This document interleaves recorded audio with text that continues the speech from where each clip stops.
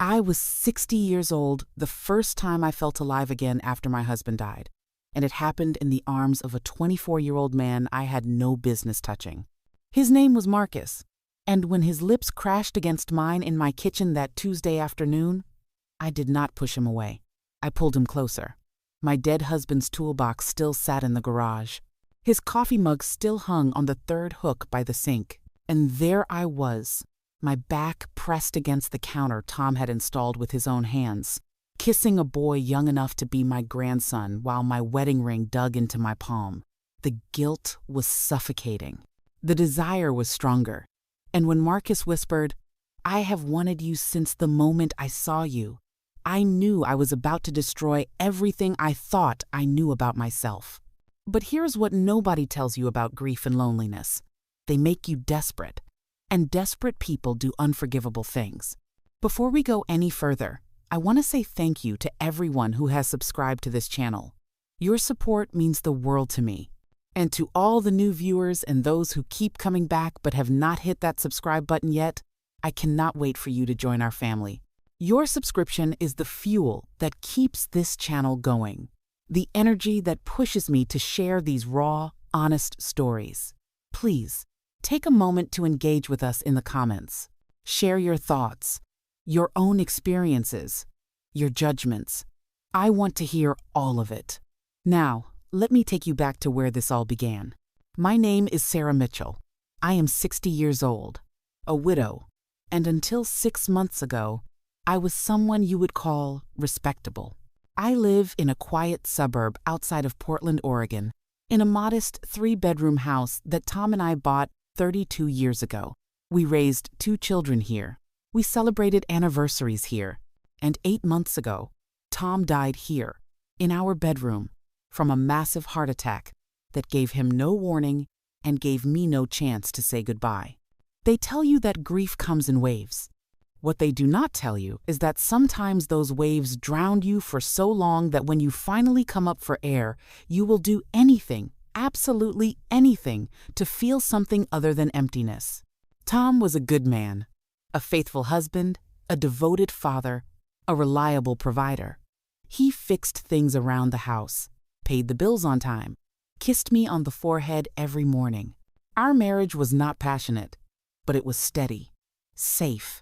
And when he died, that safety died with him. For 6 months, I wandered through our house like a ghost.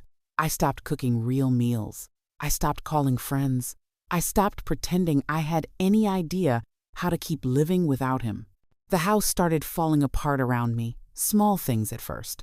A leaky faucet, a broken cabinet hinge, a garbage disposal that ground to a halt. I ignored them all until I could not anymore. That is when Marcus came into my life. I found him through a neighborhood app, one of those handyman services where young guys offer to do odd jobs for cash. His profile picture showed a lean, muscular young man with dark hair and an easy smile. The reviews were glowing, professional, efficient, trustworthy. I called him on a Monday.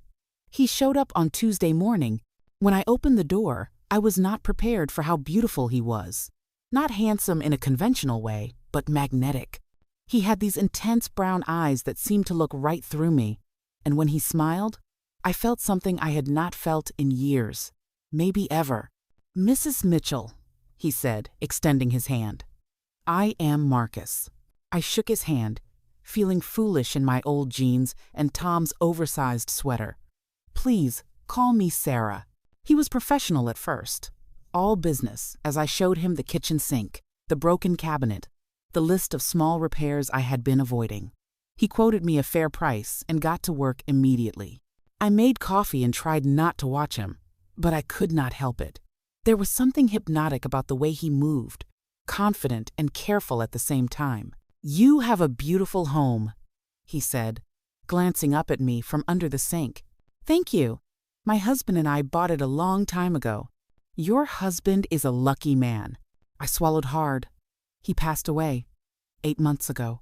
Marcus stopped working. He stood up slowly, wiping his hands on a rag. And the look he gave me was so full of genuine compassion that I felt tears prick my eyes. "I am so sorry," he said quietly. "That must be incredibly hard." "It is," I whispered, surprised by my own honesty. We stood there in my kitchen, this impossible distance between us, suddenly feeling much smaller. He was 24, he had mentioned it casually while working. I was 60. It was absurd, inappropriate. And yet, when he looked at me, I did not feel old. I did not feel invisible. I felt seen. Over the next 2 hours, as Marcus worked, we talked, really talked. He told me about his life, how he was working his way through community college, how he wanted to start his own business someday. I told him about Tom, about the loneliness, about feeling like I had disappeared when he died. Marcus listened in a way Tom never had, asking questions, leaning in, treating my words like they mattered. When he finished the repairs, I paid him and added a generous tip. "Thank you," I said, "for everything." He smiled, and there was something in that smile that made my stomach flip. "Anytime, Sarah. If you need anything else, anything at all, just call me." I thought that would be the end of it. A pleasant interaction with a kind young man. But 2 days later, the garbage disposal broke again. I called Marcus. He came back. We talked for hours. And 3 days after that, I invented a problem with the bathroom faucet just to see him again. It became a pattern.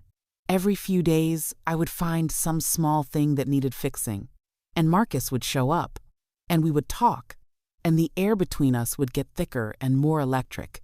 I knew what I was doing. I knew it was wrong, but I could not stop. Then came the day everything changed. It was a Tuesday afternoon, 3 weeks after I had first called him. Marcus was fixing a squeaky door in the hallway, and I was standing too close, watching him work. The house was quiet, too quiet. I could hear my own heartbeat. "Sarah," Marcus said suddenly, turning to face me, "can I ask you something?"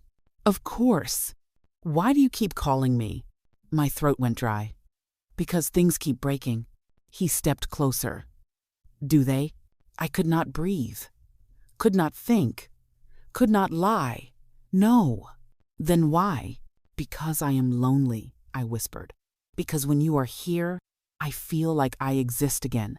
Marcus reached out and touched my face, his hand warm and gentle. "You do exist, Sarah. You are beautiful and alive, and anyone who does not see that is blind." "You should not say things like that to me," I breathed. "Why not?"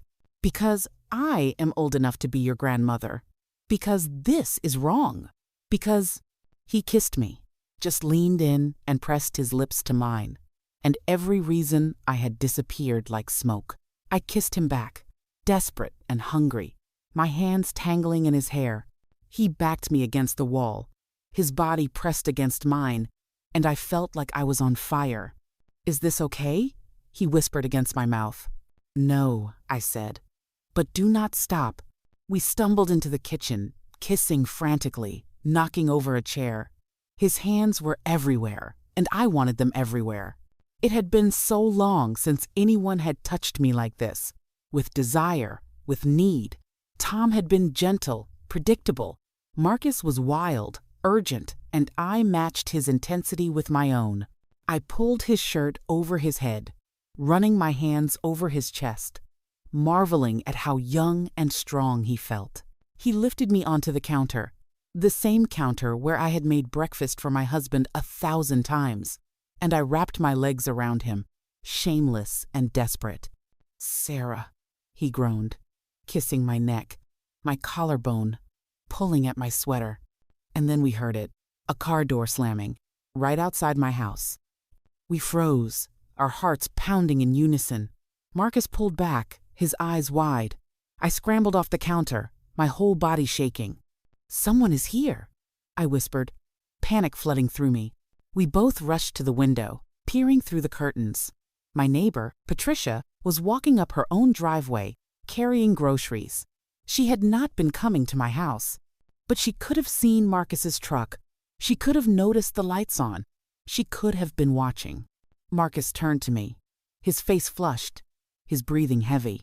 "Sarah, you need to go," I said quickly, smoothing down my hair, my sweater. Please, just go. He grabbed his shirt, pulling it on. But he did not look away from me. I do not regret this, he said firmly. Do you?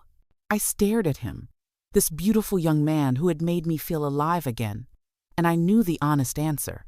I do not know yet. I will call you, he said. Marcus, I will call you, Sarah, because this is not over, not even close. He left through the back door, and I stood alone in my kitchen, my lips still swollen from his kisses, my body still aching for his touch. I looked down at my wedding ring, still on my finger, and felt the weight of what I had just done crash over me like a tsunami. What had I started? And more terrifying, why did I want so desperately to finish it? I did not sleep that night, or the next. I kept replaying that kiss, that moment against the counter, the way Marcus had looked at me like I was something precious and desirable, instead of a lonely widow collecting dust in an empty house. Every time I closed my eyes, I felt his hands on my skin, his breath against my neck, and every time I opened them, I saw Tom's picture on the nightstand, his gentle smile frozen in time, and the guilt threatened to tear me apart. Marcus called the next morning. I stared at my phone for 4 rings before I answered. Hello? I cannot stop thinking about you, he said. No preamble, no apology in his voice. My breath caught. Marcus, we should not. The bathroom light in your hallway? He interrupted. It has been flickering, right? I noticed it last time I was there. I should fix it. The light is fine. It is not fine, Sarah. And you know it. There was a long silence. We both knew we were not talking about the light. When can you come? I whispered, hating myself even as the words left my mouth. This afternoon. 2 o'clock? Okay. Sarah? His voice dropped lower, more intimate. Wear that blue dress. The one I saw hanging in your closet when I fixed your bedroom door. He hung up before I could respond, and I stood there in my kitchen, trembling, knowing I should cancel, knowing I should end this before it went any further.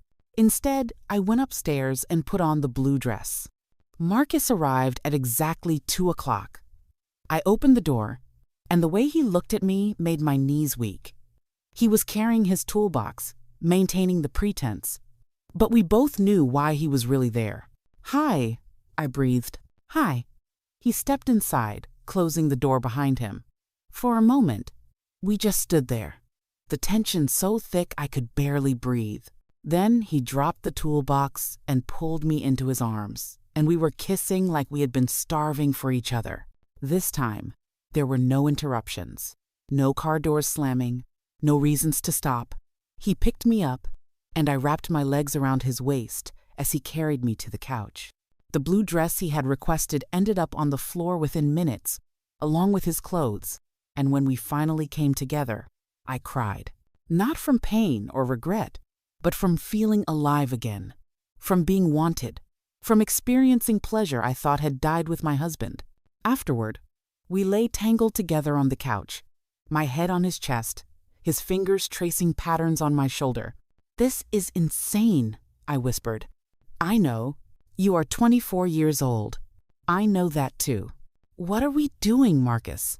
He tilted my chin up so I had to look at him. We are 2 people who found each other when we both needed someone. Does it have to be more complicated than that?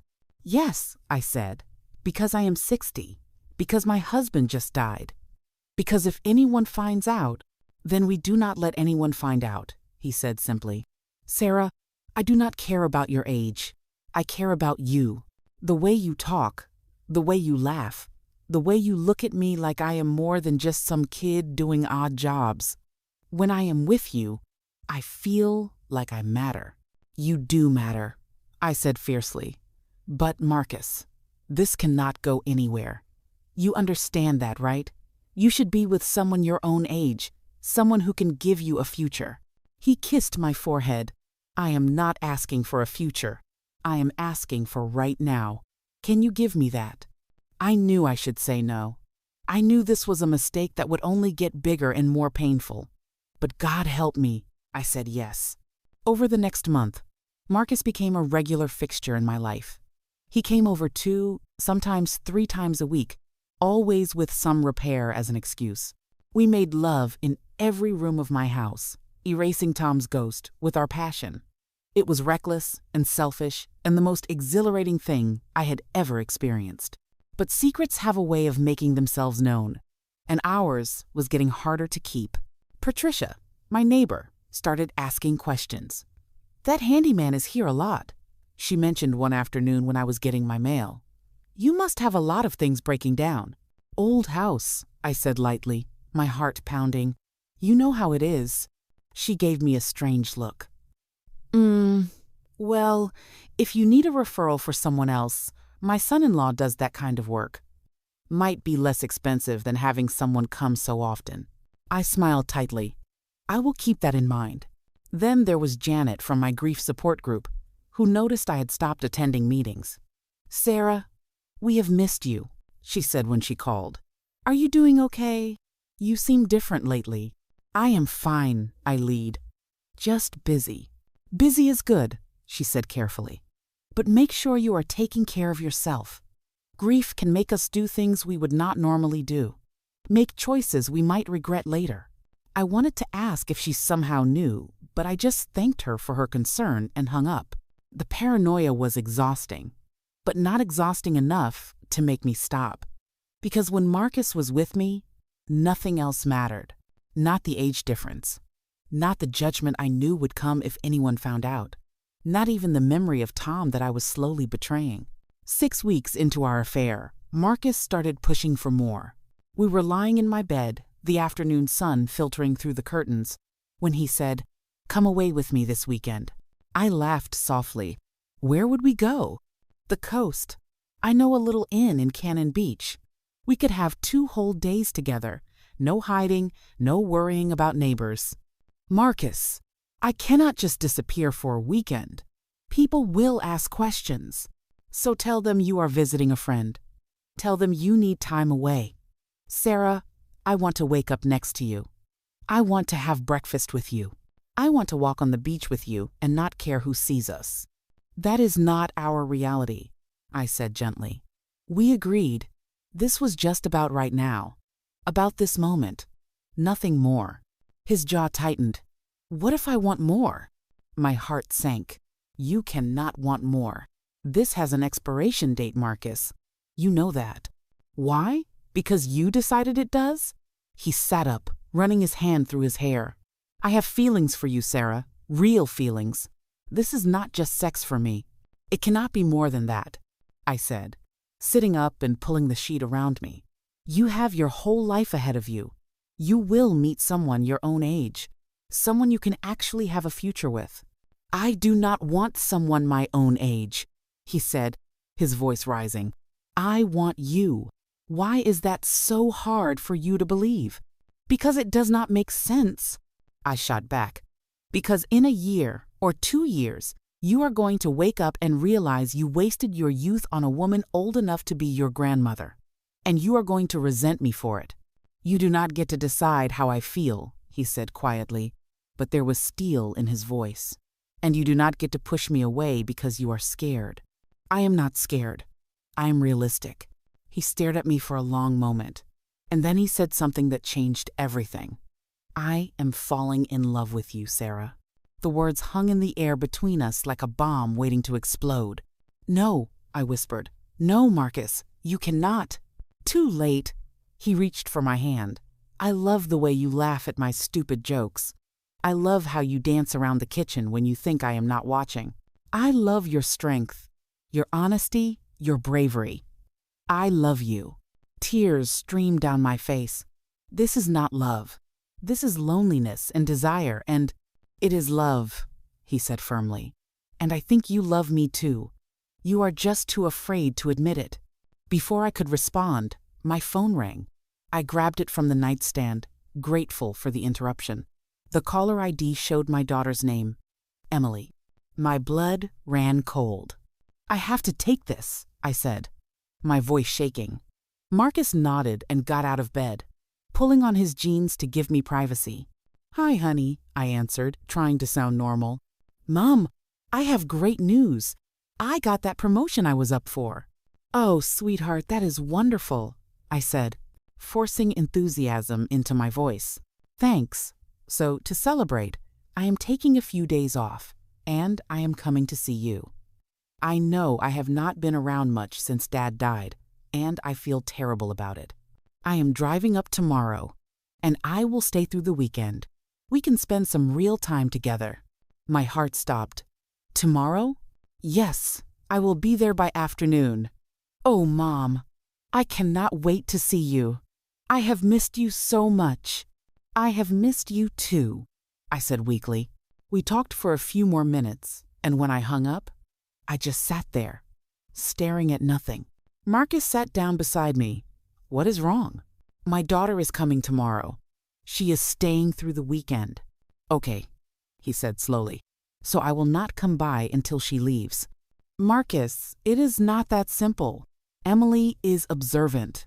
She is going to ask questions about why I seem different, why I am acting strange. And if she sees your truck, if she asks the neighbors, then we will be careful, he said. Sarah, we have been careful this whole time. I looked at him, this beautiful young man who claimed to love me, and I felt the walls closing in. Maybe this is a sign, I said quietly.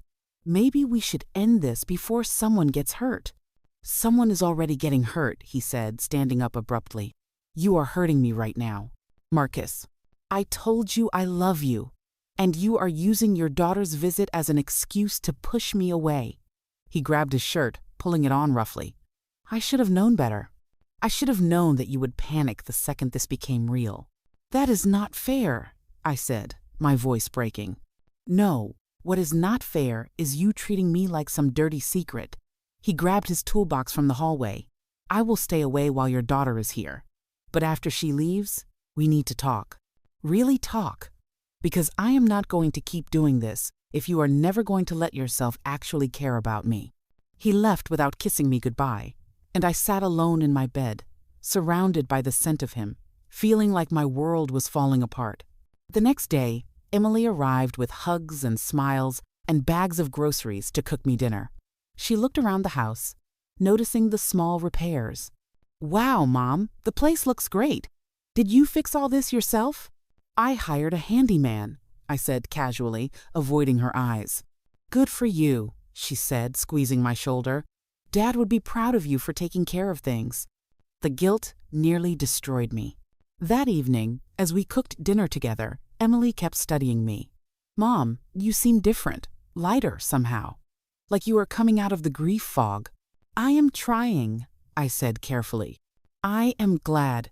She smiled. You know, I worry about you being alone. Have you thought about maybe, I do not know, eventually dating again? I know it seems soon, but Dad would not want you to be lonely forever. I nearly dropped the knife I was holding. Dating? Emily? I am 60 years old. So? 60 is not dead, Mom. You are beautiful and vibrant, and you deserve companionship. If only she knew. We were cleaning up after dinner when Patricia knocked on the door. Emily answered it before I could stop her. Oh, hello, Patricia said, surprised. I did not know Sarah had company. I am her daughter, Emily. Nice to meet you. Lovely to meet you too, dear. I just wanted to check on your mother. That young handyman has been coming around so often. I wanted to make sure everything was all right with the house. Emily turned to look at me, curiosity in her eyes. Young handyman? My mouth went dry. Patricia continued, oblivious to my panic. Oh yes, very handsome fellow. Early 20s, I would say. He has been here at least twice a week for the past month or so. I told your mother she should make sure he is not overcharging her for all these repairs.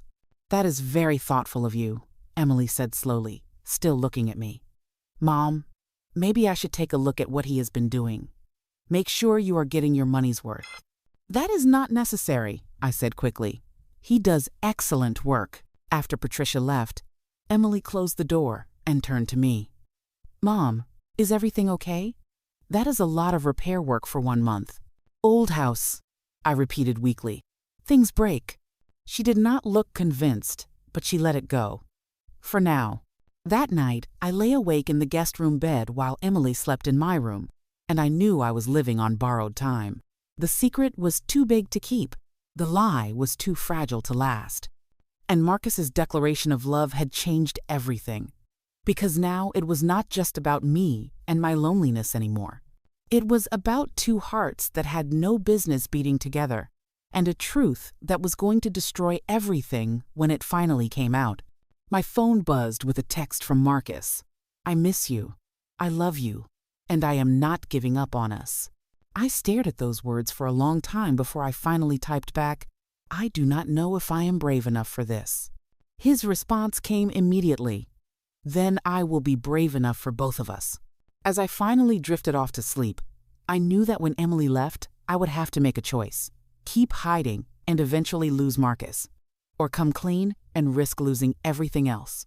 Either way, someone was going to get hurt.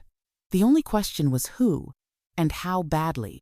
Emily stayed for 4 days, and they were the longest 4 days of my life. Every conversation felt like a minefield. Every time she mentioned my changed demeanor, every time she asked about the repairs, every time she looked at me with those perceptive eyes that reminded me so much of her father, I felt the truth pressing against my lips, desperate to escape. On her last morning, we sat at the kitchen table drinking coffee, and she reached across to hold my hand. "Mom, I need to tell you something, and I need you to really hear me." My heart stopped. "What is it?" "I see you coming back to life. I see color in your cheeks again, light in your eyes. I do not know what has caused this change, and honestly, I do not need to know all the details. But whatever it is, whoever it is, I just want you to know that I support you." I stared at her, my throat tight. "Whoever it is?" She smiled gently. "Mom, I am not blind. You are glowing in a way that has nothing to do with home repairs. And that is okay. Dad has been gone for 8 months. You are allowed to live again. You are allowed to find happiness even if it looks different than what you expected." Tears spilled down my cheeks. "You do not understand. Then help me understand." She squeezed my hand. "Are you seeing someone?" The question hung there, and I realized this was my moment. I could lie, protect the secret, keep Emily in the dark, or I could trust her with the truth. Consequences be damned. "Yes," I whispered. "But it is complicated. Is he married?" "No." "Is he a good person? Does he treat you well?" I thought of Marcus, the way he looked at me, the way he made me feel cherished and desired and alive. Yes, he is a very good person. Then what is so complicated? I took a deep breath. He is 24 years old. The silence that followed was deafening. Emily's face went through a series of expressions: shock, confusion, concern, and finally, something that looked like cautious acceptance. 24, she repeated slowly. "Yes, Mom, that is younger than me. I am 27. I know." Fresh tears streamed down my face. "I know how wrong it is. I know how it looks. But Emily, when I am with him, I feel like myself again. Not Tom's widow. Not your mother. Just Sarah. Just me." Emily pulled her hand back, and I felt the loss of her touch like a physical blow. She stood up, walking to the window, her back to me. I waited, my heart breaking, for her judgment. "Is it the handyman?" she finally asked. "The one Patricia mentioned?" "Yes. His name is Marcus." "And you love him?" The question surprised me. I had not let myself think about it in those terms, had not allowed my feelings to crystallize into anything that definite. But sitting there, facing my daughter's back, I knew the truth. "I think I do," I admitted, "and that terrifies me." Emily turned around, and I was shocked to see tears in her eyes too. "Mom, I am not going to lie and say this does not worry me. The age difference is huge. People are going to judge you. They are going to say terrible things. But," she paused, wiping her eyes, "but I have watched you disappear over the past 8 months. I have watched you become a ghost in your own life. And if this man, this boy, whatever he is, if he is bringing you back, Then who am I to tell you it is wrong? You are my daughter. You have every right. No, she interrupted.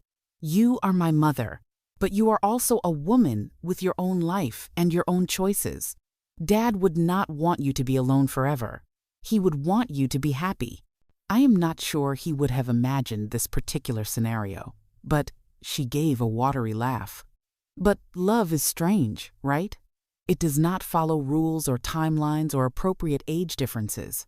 I stood up and went to her, and she pulled me into a tight hug. We cried together, mother and daughter, both of us grieving and accepting and trying to understand this new reality. I want to meet him, Emily said when we finally pulled apart. Before I leave today, I want to look him in the eye and see if he is worth the hell you are about to catch for this. My stomach dropped. Emily, I do not think. Mom, if you are serious about this, if you are actually going to pursue this relationship, then you need to stop hiding. Call him. Tell him to come over. Let me meet the man who stole my mother's heart. With shaking hands, I called Marcus. He answered on the first ring. Sarah, can you come over? Now? Is your daughter still there? Yes, she knows. And she wants to meet you. There was a long pause. I will be there in 15 minutes. Those 15 minutes felt like hours. Emily helped me straighten up the living room, and we did not talk about the elephant in the room, the fact that my daughter was about to meet my lover who was younger than she was. When the doorbell rang, I thought I might be sick. I opened the door, and there was Marcus, looking nervous and young and beautiful. He had dressed carefully, nice jeans, a button-down shirt, like he was meeting parents instead of my child. Hi, he said softly. Hi, come in.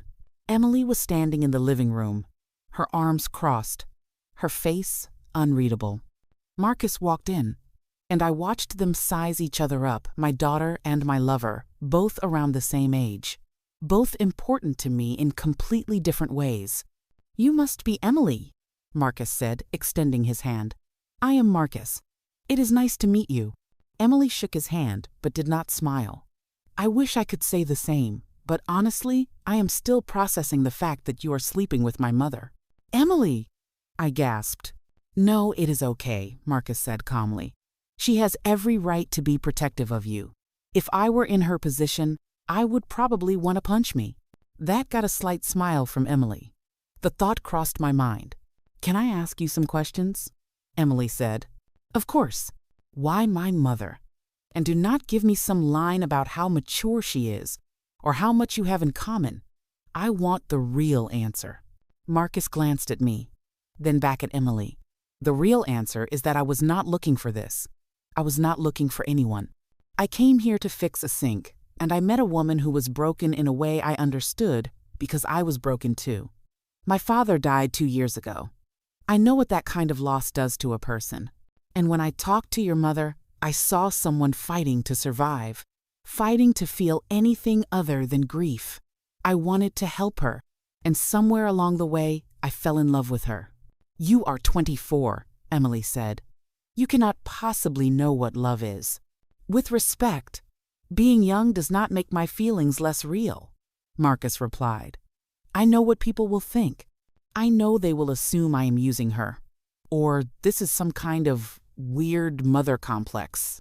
Or I am after her money. But none of that is true. I love your mother because she is brilliant and funny and braver than she gives herself credit for. I love her because when I am with her, I am my best self. Age has nothing to do with that.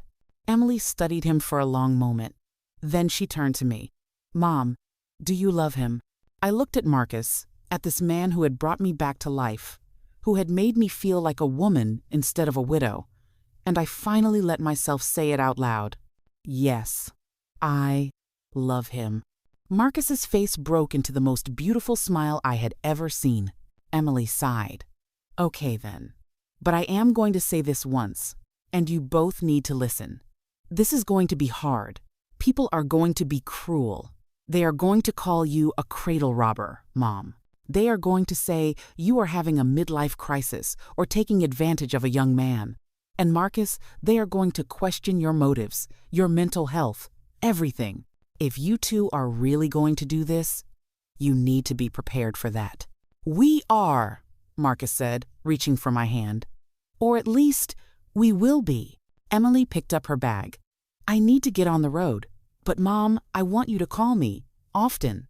And Marcus, you break her heart. And I do not care how old you are. I will make you regret it. Understood, Marcus said seriously. After Emily left, Marcus and I stood in my living room, holding hands, and I felt the weight of what we had just done. She took that better than I expected, I said. She loves you, and she wants you to be happy. He pulled me close. Are you happy, Sarah? I am terrified, I admitted. But yes, I am happy. Then let us be terrified together. Over the next few weeks, we stopped hiding. Marcus came over without the pretense of repairs. We went out to dinner in the next town over, holding hands across the table. We took that trip to Cannon Beach, and I did not care who saw us. But Emily was right about the judgment. Patricia stopped speaking to me. Janet from my grief group called to tell me I was making a mockery of Tom's memory. I overheard whispers at the grocery store. That is her, the one with the boy toy. She should be ashamed. What kind of woman? It hurt. God, it hurt. But every time the shame threatened to drown me, Marcus was there, reminding me that their opinions did not define our truth. 3 months into our relationship, Marcus asked me to move in with him. It is a small apartment, he said. Nothing like your house. But it could be ours. I cannot sell Tom's house, I said. Not yet. Then keep it, rent it. But Sarah, I want to build a life with you, a real life, not one we have to hide or apologize for. I thought about Tom, about the safe, predictable life we had built together. And I thought about Marcus, about the passionate, uncertain life he was offering me. There was no comparison. Yes, I said, let us build something new. We did not get a fairy tale ending. My son stopped speaking to me for 6 months before finally coming around. Some friends never forgave me. The whispers never fully stopped. But we built something real anyway. Marcus finished college. I started painting again, something I had given up decades ago. We traveled, we laughed, we fought and made up, and learned each other in ways I never learned Tom. We did not know if it would last forever. How could we, with such an impossible age gap? But we decided that did not matter. What mattered was that we chose each other, every single day, despite what the world thought. I learned that grief does not have rules, that love does not have an age limit, that sometimes the most scandalous choice is also the bravest one. I learned that I could survive judgment, survive loss, survive the death of the person I thought I was, and the birth of someone entirely new. And I learned that being alive, truly alive, sometimes means doing the unforgivable thing. So this is my story, the one I was too ashamed to tell for so long, the one that cost me friendships and my reputation and my identity as a respectable widow. But it also gave me myself back. It gave me Marcus. It gave me a second chance at a life I thought was over. Now I want to hear from you. Drop your thoughts in the comments below. Do you think I was wrong? Do you think age is just a number? Have you ever made a choice that everyone judged you for, but that felt right in your heart? Share your stories. Let us talk about the messy, complicated truth of love and desire and second chances. And if you have not already, please hit that subscribe button. Like this video. Share it with someone who needs to hear that it is never too late to start over, that happiness does not have to look the way everyone expects it to. Your support means everything to this channel and to these stories. Thank you for listening.